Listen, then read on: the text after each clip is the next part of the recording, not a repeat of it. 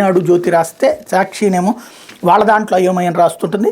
తమ సంగతిని తేల్చాలని ఎక్కడికక్కడ నేతల పట్టు, క్షేత్రస్థాయిలో దిగజారిన పార్టీ పరిస్థితి, డబ్బున్న వారికి టిక్కెట్టు, పార్టీని వీడేందుకు పలువురు సిద్ధం, గంటాను పట్టించుకొని చంద్రబాబు, బండారు సత్యనారాయణమూర్తి సీటుపై అయోమయం, తడాకా చూపిస్తామంటున్న గాజువాక, అనకాపల్లి నేతల పల్లాపేల, తీవ్ర నిరాశలో అయ్యన్న, పార్టీ కార్యక్రమాలకు దూరం, ఉమ్మడి గోదావరి జిల్లాల నేతల్లో జనసేన చిచ్చు, మోసపోయాయని మండిపడుతున్న దేవినేనుమ, సత్తెనపల్లిలో బొగ్గుమంటున్న కోడెల శివరాం, చిలకలూరుపేటలో పుల్లారావు పరిస్థితి అగమ్యగోచరం, ధర్మవరం రాఫ్తాడులో పరిటాల శ్రీరామ్, సునీత అసంతృప్తి అన్నటువంటి వార్తని హైలైట్ చేశారు.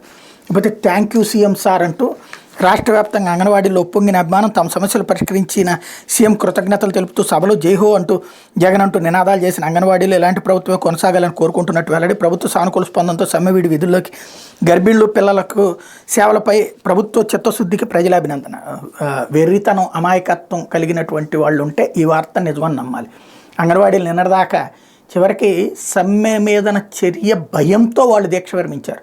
జీతాలు పెంచే జులైలోని మొదటి నుంచి చెప్తూనే ఉన్నారు కదా, దాని గురించినే కదా వాళ్ళు చివరిదాకా కూర్చుంది. మిగతా డిమాండ్లన్నీ రొటీన్, పరిష్కరించకపోయిన వాళ్ళు పెద్ద సీరియస్గా తీసుకుంటారు లేదు చెప్పలేం. కాబట్టి కొన్ని పరిష్కరించడం, దానికే ఉద్యమ సంతోషపడిపోతే కనుక అది చేసిన రోజున, ఆ అనౌన్స్మెంట్ చేసిన రోజున చేయాలి. ఇప్పుడు ఏంటంటే వాళ్ళల్లో అంగన్వాడీలు అందరూ తెలుగుదేశానికి ఓటేస్తారా, వైసీపీకి ఓటేస్తారంటే ఉండదు, ఎవరి లెక్కలు వాళ్ళకే ఉంటాయి. ఇప్పుడు వాళ్ళు తెలుగుదేశం వాళ్ళు వ్యతిరేకంగా చేయించారు కాబట్టి ఇప్పుడు వైసీపీ వాళ్ళు అనుకూలంగా ఉద్యమాలు చేయించారు, అంతమించి ఏం లేదు. దీంతో ఏదో మారిపోతుంది అనుకోవడం అమాయకత్వం. లేకపోతే